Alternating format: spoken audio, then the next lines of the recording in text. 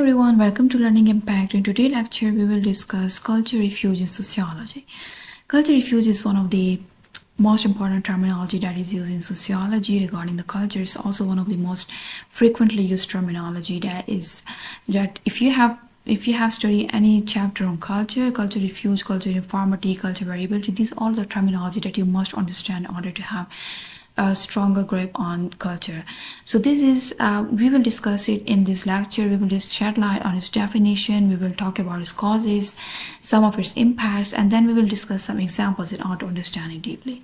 First is we have to understand that what does it mean by culture refuge in sociology. Culture refuge, if you give a little bit attention to this term, culture refuge means to take shelter in something, like to feel comfort, to seek a shelter, or to seek to get relief from pain. These are all the refuge. And culture is all about our way of living. So all our practices, either in the form of the non-material aspect of culture, or maybe in the form of the material aspect, like all the traditional clothes that we put on, these all are our culture refuge, because these all are the means that we adopt in order to avoid the pain that we are facing in our social life. Like it might be the feeling of marginalization, as it is mostly felt by the indigenous community in the most modernized worlds. It might be because of any racism, discrimination, prejudice, or maybe because of any other social evil. It may be anything that give you pressure in a social life. So in order to avoid that pressure and to seek shelter and to seek refuge, like to seek comfort and relief from that pain, you just move to the traditional things. You just try to revive your tradition, like put on the wearing clothes. Might be, for example, the Muslims, they perform the pilgrimage, Hajj, which they perform they have financial capabilities. So in that way, it leads to the avoidance of pain, and it gives them a satisfaction in their life, which we call culture refuge. Okay, so we can define culture refuge that the people dissatisfied by their social life, they tend towards something or some belief, and they seek satisfaction therein, which is called the culture refuge. Like the people, it's common that every individual, they are facing any kind of social evil in their, any kind of pressure which they are feeling in their social life. So that's why they are feeling dissatisfied. Sometimes they feel alienated, sometimes they feel marginalized, and in order to avoid all these down feelings, they just tend to move towards something. Something means that it might be a material object that has some concrete physical characteristic, or maybe some belief. It might be that it is all about the ideologies, that because you have attached some conventional meanings to particular things and you are following that because it is fulfilling your mind by more satisfaction and relief. So this is that the people, they tend to move towards something or some belief, and they seek satisfaction therein, which is called the culture refuge. So the example of the culture refuge we will discuss at the end of this lecture, but for now, culture refuge can be anything. If you just give a look to your way of life, and you might observe a variety of culture refuge. For example, if you are a Sikh Muslim, they wear turban. The Muslims, they wear hijab, might be, and sometimes they perform pilgrimage, and also they perform prayers. Similarly, in case of the Christians, they have the cross symbol, which they have attached various meanings to that, and they feel satisfaction. Similarly, Hindus, they have their own beliefs. So in that way, we can see that these all are your culture refuge, and these are different from people to people, from society to society, because in each society, the conventional meanings attached to different things. The symbolic, if we view it to the symbolic interaction, the conventional meanings are different. It might be that one thing is more sacred or more close to my heart, is just an ordinary thing for you. So these are the culture refuge, which is dependent on a culture, on the context, and also on the belief system. So anything that you have put on, either is something traditional, like for example sari, which symbolize the Indian culture. Similarly, the hijab, which symbolize the Muslim culture.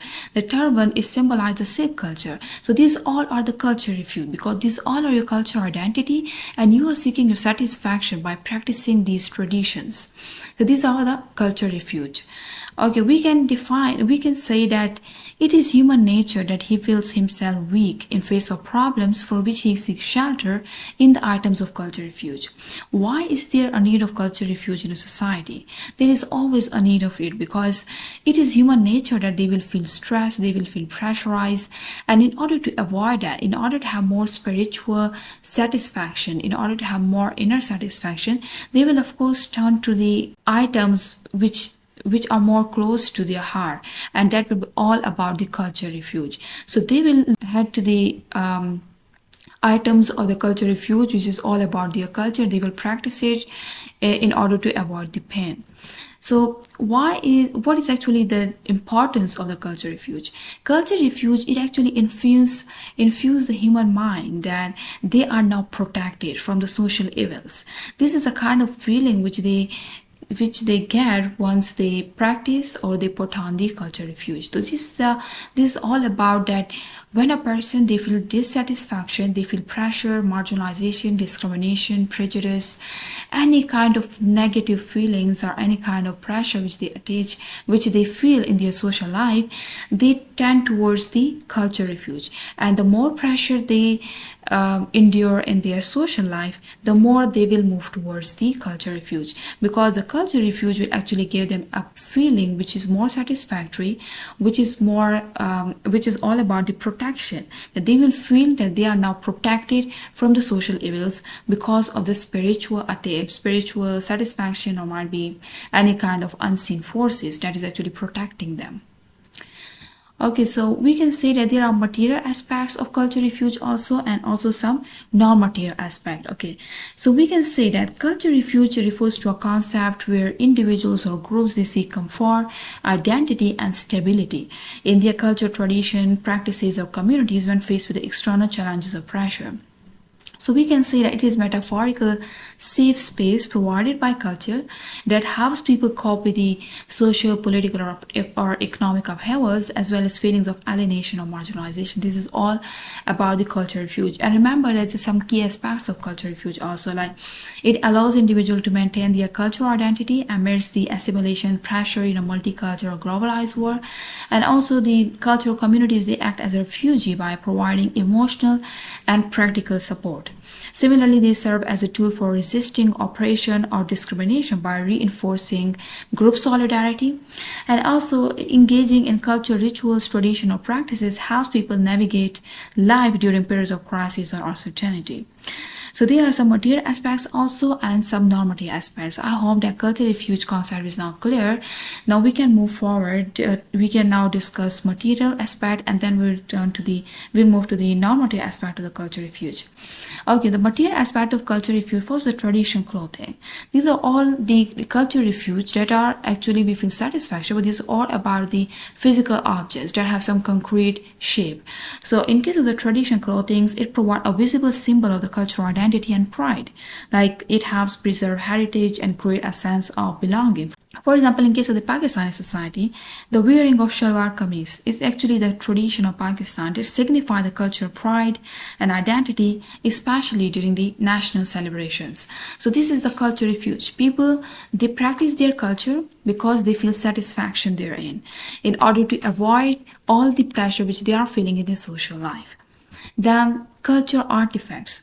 Artifacts such as pottery, tools, or handicrafts, it reflect historical and cultural values, serving as a reminder of a group's tradition and achievement. So, for example, African mask used in ceremonies, it actually symbolizes spiritual beliefs and connect individuals to their culture roots. So, cultural artifacts could be anything. It might be a handicraft work, which is most popular in the Pakistani and Indian rural areas, that actually reflect historical and the cultural values. Similarly, the other material aspect is the traditional transportation. The modes of transportation actually showcase the ingenuity and adaptation to the environment. It's reflecting the cultural heritage.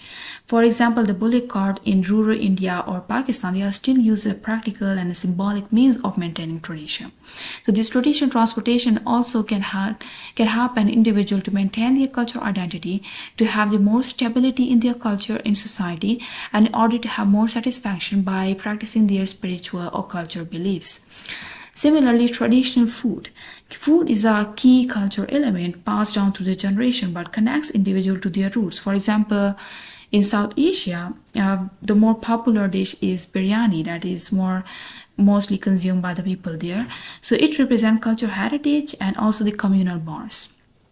Similarly, material aspects include ornaments, jewelry, and accessories. They often carry deep cultural and symbolic meanings, representing status, identity, and tradition.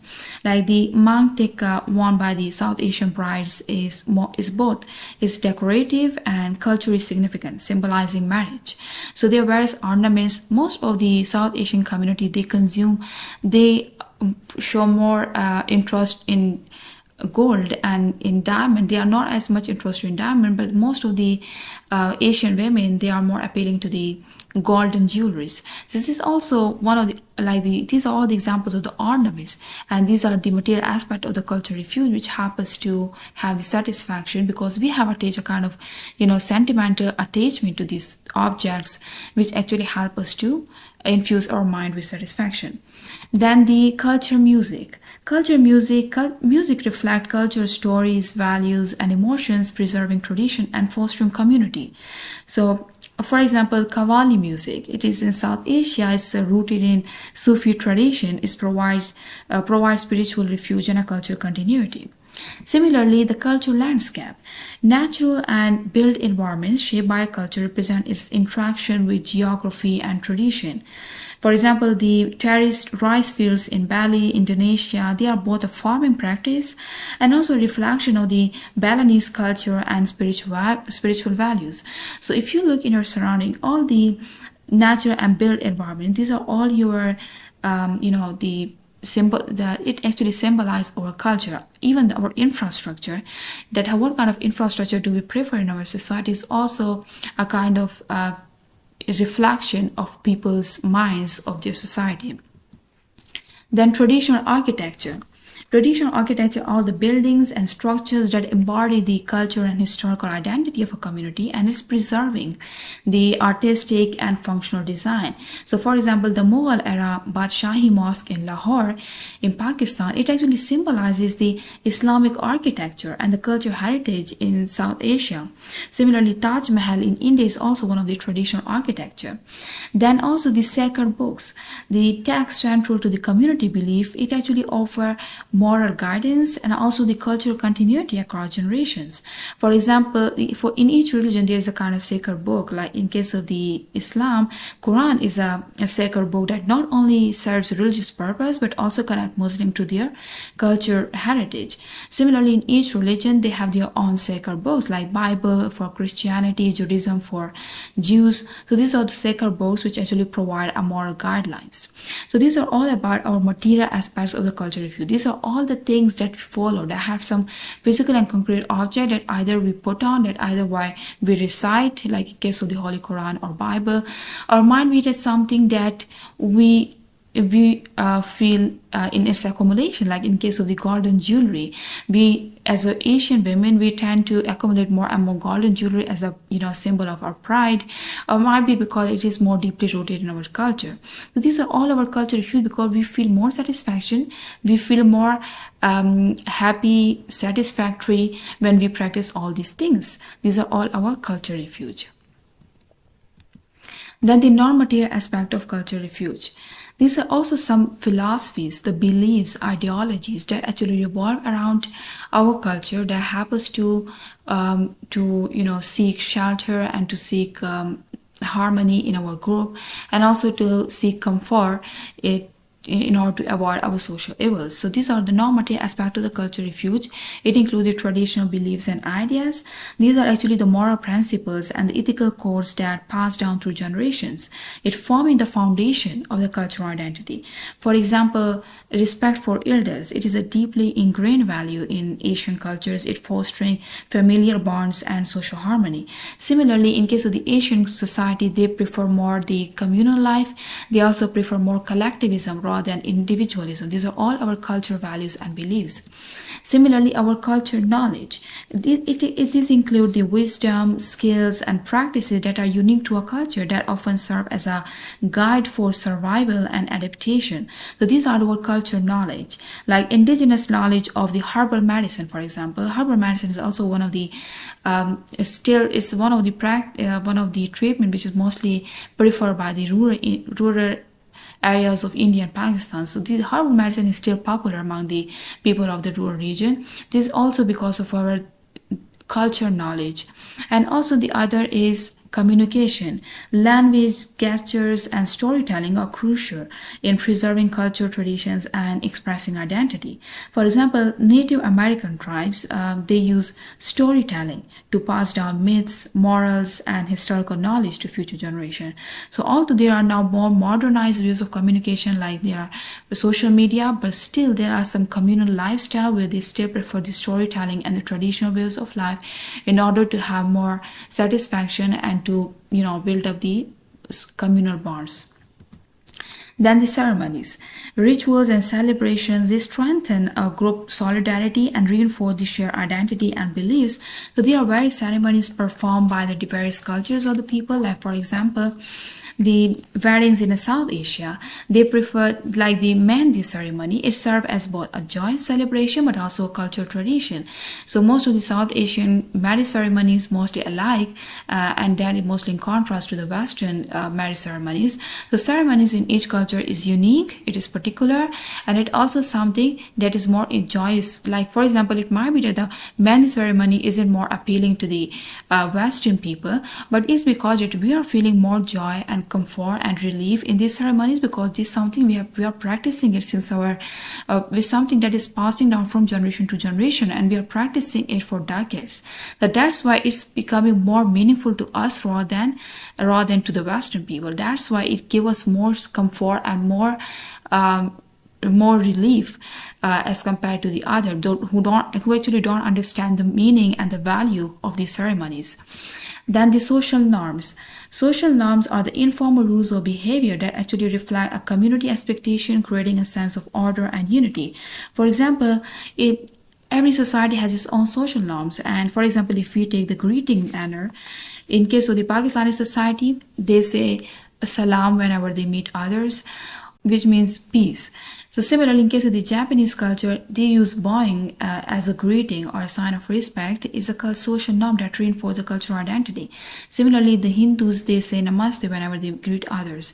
So every society has its own social norms that they prefer to use, and those who actually practice it, they are the ones who actually understand the deep meaning that are associated with this. Then the other is the spiritual beliefs. Spiritual belief, this encompasses religious or spiritual practices that provide meaning, purpose, and solace during times of difficulty. It might be like spiritual beliefs. There are various practices, like in case of the pilgrimage, like Hajj in Islam, it offers spiritual refuge while reinforcing the collective identity. Similarly, all the communal life, or the way of also the gathering in mosque, these are all the desire of the spiritual beliefs that actually inculcate our mind with relief and satisfaction. So these are the non-material aspect of culture. Then the causes of cultural refuge. Causes of cultural refuge, it actually, cultural refuge refers to phenomena as we have discussed, that cultural refuge is a kind of phenomena that where individuals or groups, they seek solace, identity, or preservation of their cultural practices in response to the external pressures or disruptions. So there are some causes of cultural refuge. Now, what are actually those external pressures that are actually helping us to have more predisposition to the culture identities? If first is the globalization, it acts as a culture refuge. It acts as a cause of culture refuge. It acts as an external pressure. And the globalization involves the interconnectedness of economies, cultures, and societies worldwide.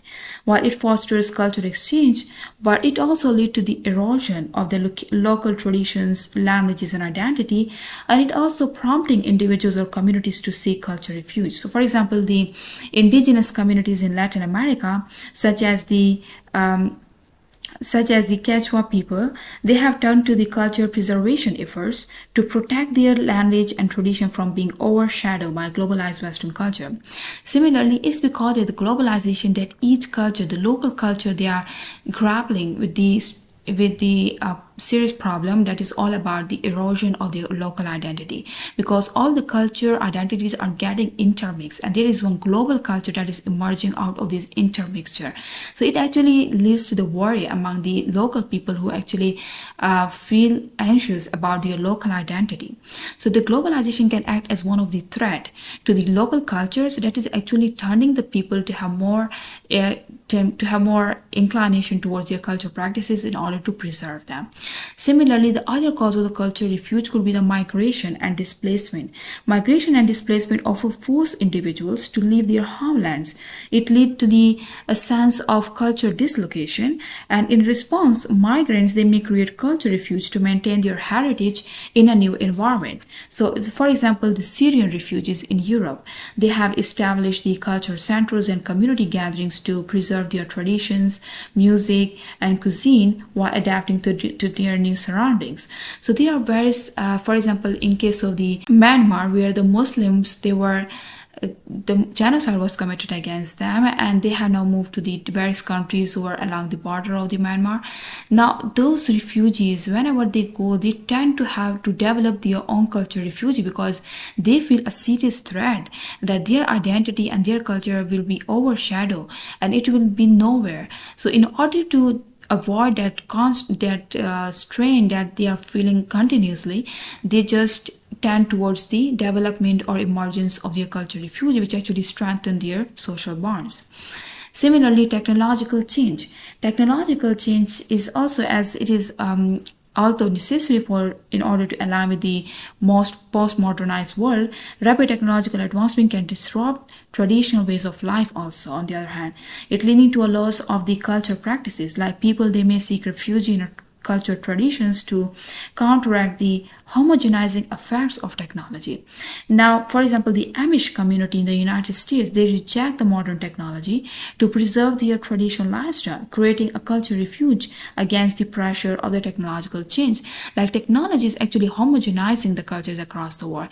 That is actually threatening the local people. So all the indigenous communities, all the communities that have either the genocide has been committed against them, the migrant communities, immigrants who go to the other countries, these all are the people who are actually worry about their cultural identity. So these are any kind of external forces. It might be globalization, might be technology, might be migration. These all are the forces that are actually pushing these people to practice their culture more effectively. Colonization and marginalization. Colonization often suppresses indigenous culture, languages, and tradition. So marginalized groups, they may create cultural refuge to resist assimilation and reclaim their heritage. For example, the Native American tribes in the US, they have revitalized traditional ceremonies, language, and crafts as a form of cultural refuge against centuries of colonization and marginalization. Similarly, the Indian people, Indian community, they have also cope with the effects of the colonization, because India was once colonized by the Britain for decades, even for a century. So this is because that these all have the impact. Still, we are witnessing the impact of that colonization, and these are the reasons that we are not to rush to just assimilate in the Western culture, because we do understand that our local identity is also as much important as the competition with the postmodern world is important. So these are all the causes that actually pushing us to have more inclination towards our culture refuge. Then the social change. There are various social changes that can lead us to the culture refuge, like the rapid social changes, for example, the shift in gender roles or family structures. They can create uncertainty for the cultural stability. So people may turn to culture refuge to reconnect with the familiar traditions.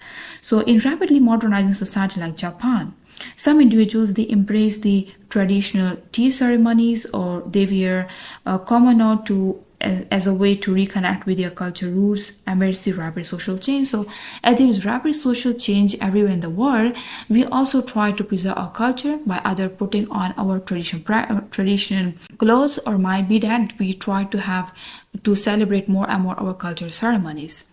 Similarly, imperialism. Imperialism is also one of the external forces. Imperialism often imposes foreign culture, norms, and values on colonized society, which is actually leading to the erosion of local cultures. So, cultural refugees emerge as a form of resistance and preservation.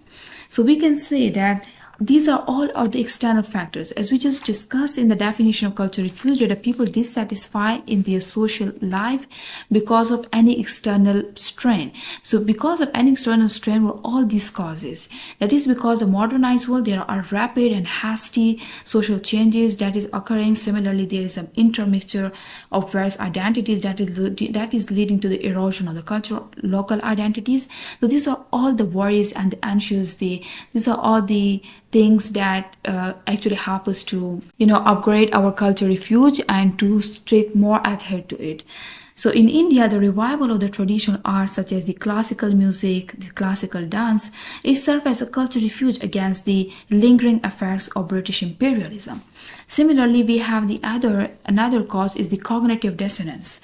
Cognitive dissonance occur when individuals experience a conflict between their cultural identity and the external pressures, means a kind of identity crisis which they experience, and to resolve this tension, they may seek refuge in their cultural heritage. For example, the second generation immigrants in the United States, they may experience cognitive dissonance between their parents' cultural values and American societal norms. So they might join cultural clubs or festivals to reconnect with their roots. So this is cognitive dissonance, is a kind of conflict that is occurring, is a kind of intrapersonal conflict that you are not able to understand which culture is more suitable to me, because you have been born in a Western society but your roots are not Western. You are either Indian or Pakistani, or might be South Asian. So in that way, it's a kind of lead to the kind of contrasting thoughts that which culture is more suitable or fit for me, and this leads to the conflict, the intrapersonal conflict. So in that way, what happened that the youth mostly turn to the cultural clubs or festivals to reconnect with their roots. Then the nostalgia. Nostalgia is a kind of, what does it mean by nostalgia? It's a wistful or excessively sentimental yearning for return to or some past period or irrecoverable condition. Like for example, it means that you are regretting about the past period. That past period was a golden period. That you might have heard most of your older people who say that the past was the golden age. So we can say that it can also act as a cause for the cultural refuge. That the people, they try to revitalize their traditional practices by showing more adherence to that. So nostalgia for a perceived golden age of culture can drive individuals to seek refuge in traditional practices, especially when they feel disconnected from their heritage. Any of the example you can take, for example, if the people, they are now moving more towards the arranged marriages in our South Asian society, because most of the love marriages in Pakistani and Indian society have been failed. Most of the cousin marriages, which was once viewed as the kind of, which was mocked by these people, now they are turning back to these cousin marriages. So this might be any practice that you have witnessed. You can quote any example from your society, any practice which was once evading away, but now the people are more returning to it because they feel that it was far better than today period. So this is all about the nostalgia. Then the last cause could be the anxiety and stress. That in times of the uncertainty or stress, individuals, they often turn to cultural practices for comfort and stability, and the cultural refuge provide a sense of belonging and continuity. So anxiety or stress could be because of any reason. It might be because that your individual is facing any identity crisis, maybe because of any economic crisis, but for example, it might be because of any pandemic like the COVID-19 pandemic. Many people, they turn to traditional cooking, storytelling, or religious practices as a way to cope with anxiety and stress, because in COVID-19 as it was act as a strong stimulus, because the people, they turn more towards to the traditional practices. There are more activities that are performed by indoor, that are more activities performed online, and the outgoing now become more and more weak. So we can say that anxiety and stress could also be one of the cause of the culture refuge. Then the impact of the culture refuge. Culture refuge often provides emotional support by offering familiarity and a sense of belonging in a new environment. People feel emotionally grounded when they can connect to their cultural practices and tradition. So there are various impacts of the culture refuge. Why do we follow our tradition in times of stress and anxiety? Because we feel more emotionally grounded. So although there is some positive impact also, but there are some negative impact also, because if we will align more, if we will adhere more to our culture practices, will actually overcome our chances to compete in a modernized world also. So in case of the impact of the culture refuge, first is the culture isolation. Okay, so one of the impact of the culture refuge could be the culture isolation. For example, the immigrants or the displaced people, they may experience tension between their traditional cultural values and a dominant culture in a host society. So it leads to a feeling of isolation or marginalization. It can lead to a kind of isolation of a culture.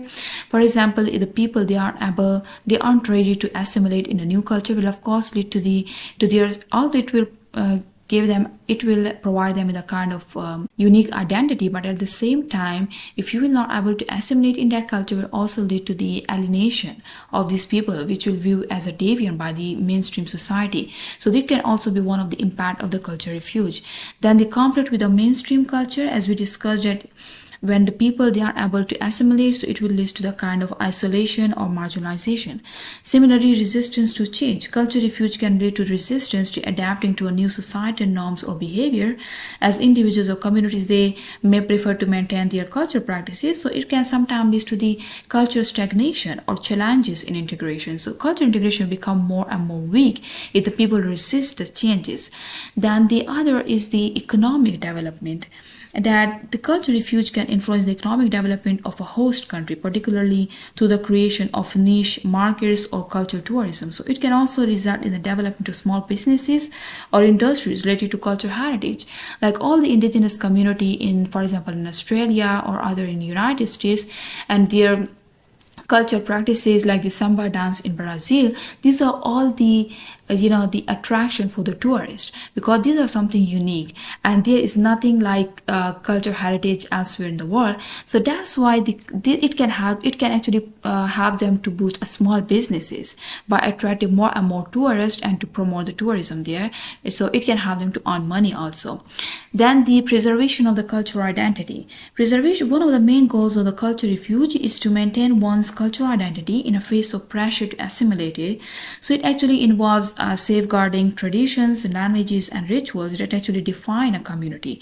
So what are the identities, or the norms, or the identity that actually define a community? It can help us to clarify that, for example, the Muslim community, their culture refuge like hijab, their practices, Hajj, and maybe their prayers. These are all some strict aspects of the Islam which actually define this community.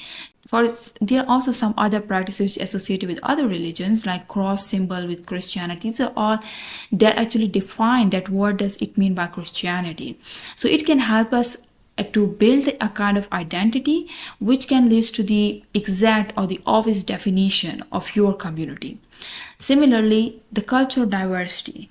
The presence of the various culture groups within a society, it enriches the social fabric, which is contributing to diversity in food, art, language, and customs, and enhancing the overall cultural experience of the host country.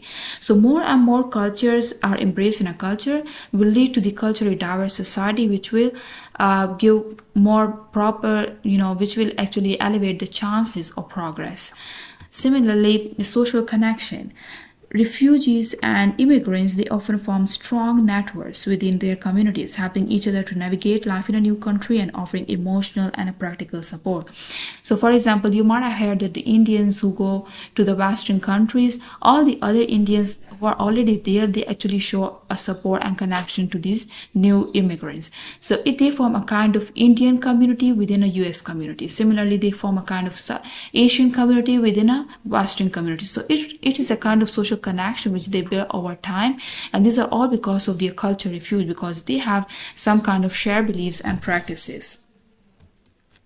Then the emotional support.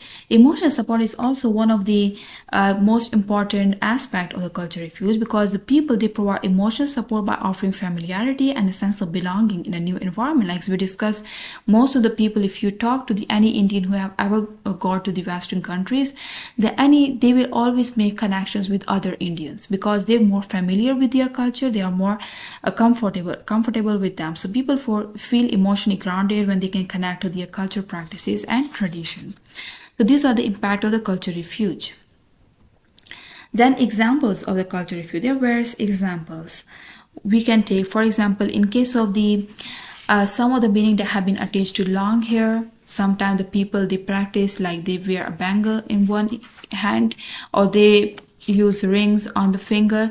So these are the culture refuge, because in each culture they have some conventional meanings.